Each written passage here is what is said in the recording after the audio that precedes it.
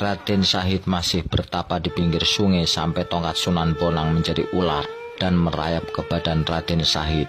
Namun Raden Syahid tetap di posisinya. Beberapa bulan kemudian, tubuh Raden Syahid sudah dilingkari oleh rumput-rumput merambat.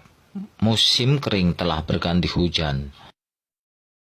Tubuh Raden Syahid dipenuhi dengan tanah.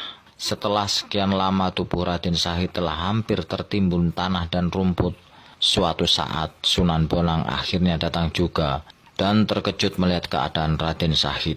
Sunan Bonang mengucapkan salam, namun tidak dijawab oleh Raden Syahid. Sekali lagi Sunan Bonang mengucapkan salam, tapi tidak dijawab lagi. Mungkin karena sekujur badannya termasuk telinga tertutup lumut. Sunan Bonang pun membersihkan lumut-lumut dan tanah yang ada di badan Raden Syahid.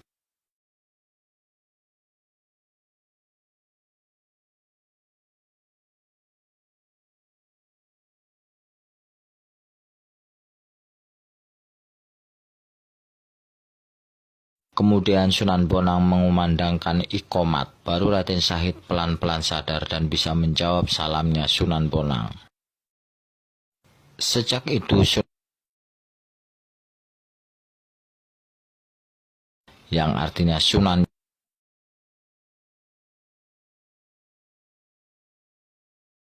Tetap saksikan di Snack Video.